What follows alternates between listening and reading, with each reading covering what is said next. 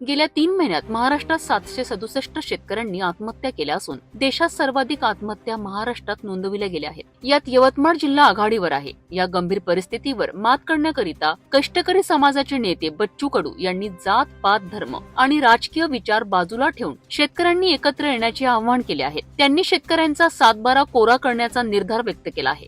7 जुलै रोजी देशाचे पहिले कृषी मंत्री डॉक्टर पंजाबराव देशमुख यांच्या जन्मगावी पापड येथून 7/12 कोरा कोरा कोरा या पदयात्रेला सुरुवात होणार आहे. या यात्रेत राज्यभरातील शेतकरी मोठ्या संख्येने सहभागी होणार असून गावागावात शेतकरी प्रतिकात्मक स्वरूपात आपले 7/12 बच्चू कडू यांच्याकडे सुपूर्द करतील आणि आंदोलनास पाठिंब्याचे प्रतिज्ञापत्र देतील. शेतकऱ्यांनी कष्ट करून पिकवलेल्या मालाला किमान बाजारभाव न मिळाल्यास आणि नैसर्गिक आपत्तीमुळे नुकसान झाल्यास सरकारने राजकारण बाजूला ठेवून कर्जमाफीचा निर्णय घ्यावा अशी मागणी यावेळी करण्यात येणार आहे. भाजी तुमची भाकर आमची हे या पदयात्रेचे ब्रीदवाक्य आहे.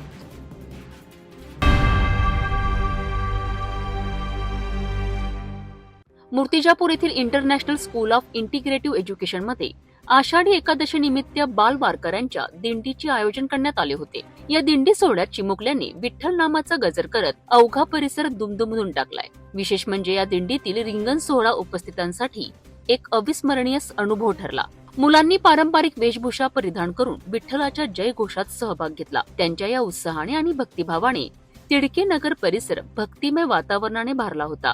जणू काय येथे विठ्ठल नामाची शाळाच भरली होती. या आगळ्या वेगळ्या उपक्रमाने लहान वयातच मुलांवर संस्कार करण्याचे उत्तम उदाहरण शाळेने घालून दिले आहेत.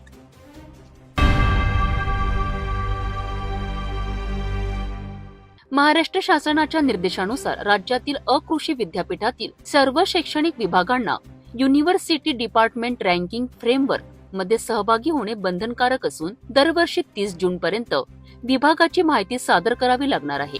राष्ट्रसंत तुकडोजी महाराज नागपूर विद्यापीठाच्या IQAC संचालक डॉक्टर स्मिता आचार्य यांनी अमरावती येथे आयोजित कार्यक्रमात ही माहिती दिली आहे. यावेळी कुलगुरू डॉक्टर मिलिंद बाराहाते आणि संस्था संचालक डॉक्टर अजय लाड उपस्थित होते.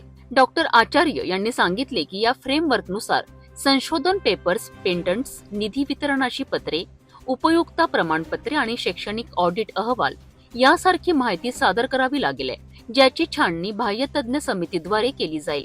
या फ्रेमवर्कमुळे शैक्षणिक विभागांचे विविध श्रेणीनुसार मूल्यांकन होणार आहे.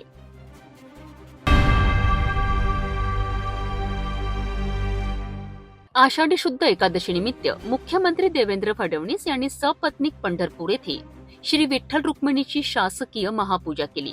यावेळी त्यांनी राज्यावरची संकटे दूर करण्याची, सर्वांना सन्मान मार्गाने जगण्याची, सुबुद्धी देण्याची आणि बळीराजाला सुखी व समाधानी ठेवण्याची पांडुरंगा चरणी प्रार्थना केली.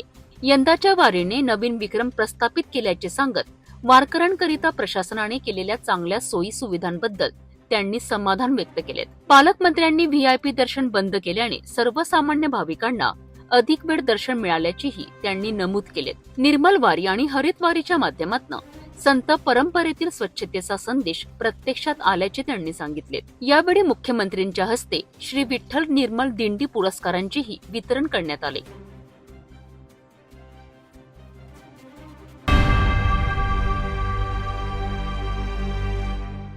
आषाढी एकादशीच्या शुभ मुहूर्तावर वारकरी संप्रदायाच्या भक्तीचे प्रतीक असलेल्या तुळशीच्या पानांवर विविध संतांची अप्रतिम चित्रे साकारण्यात आली आहे. ही अनोखी कलाकृती भाविकांचे लक्ष वेधून घेत असून कलाकारांच्या कौशल्याचे आणि भक्तिभावाचे प्रतीक म्हणून तिचे सर्वत्र कौतुक होत आहे. विठ्ठल रुक्मिणीच्या चरणी अर्पण करण्यात आलेल्या या चित्रांनी आषाढी एकादशीच्या पवित्र वातावरणात अधिकच भर घातली आहे.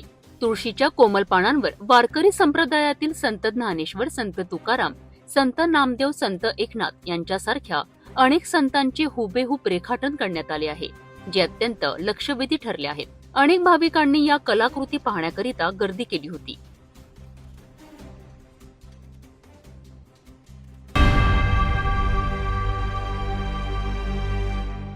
जळगाव जिल्ह्यातील यावल तालुक्यात एक भीषण अपघात घडले आहे. प्रवाशांनी भरलेली एक बस पुलावरनं खाली कोसळल्याने हा अपघात झालाय.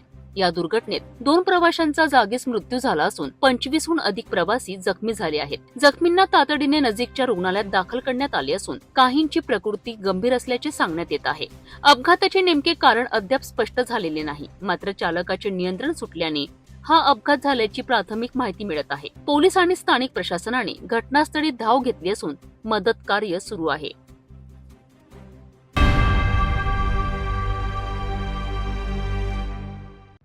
अहिल्यानगर पोलिसांनी दिवसाढवळ्या बंद घरे फोडणाऱ्या एका सराईत टोळीचा पर्दाफाश केला आहे। या टोळीचा म्होरक्या आणि चोरीचे दागिने विकण्यात मदत करणाऱ्या त्याच्या बहिणीला पोलिसांनी अटक केली आहे। या कारवाईमुळे परिसरात होत असलेल्या घरफोडीच्या घटनांना आळा बसणार असून नागरिकांनी समाधान व्यक्त केले आहे। पोलिसांनी आरोपींकडनं चोरीचा काही ऐवज जप्त केला असून पुढील तपास सुरू आहे।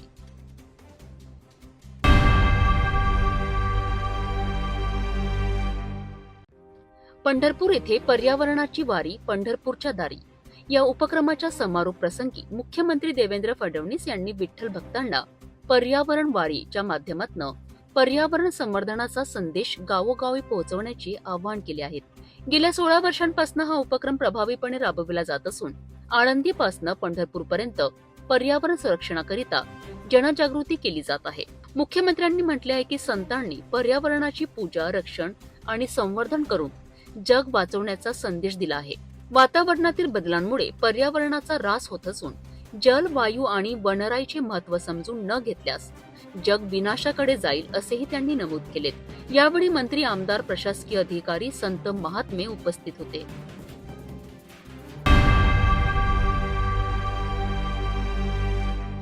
महाराष्ट्राचे मुख्यमंत्री देवेंद्र फडणवीस यांच्या हस्ते आषाढी एकादशी निमित्त पंढरपूर येथील विठ्ठल रुक्मिणी मंदिरात शासकीय महापूजा सपत्नीक संपन्न झाली। लाखो भाविकांच्या उपस्थितीत विठुरायांच्या जयघोषात मुख्यमंत्र्यांनी राज्याच्या सुख समृद्धीसाठी आणि बळीराजा सुखी हो अशी प्रार्थना केली।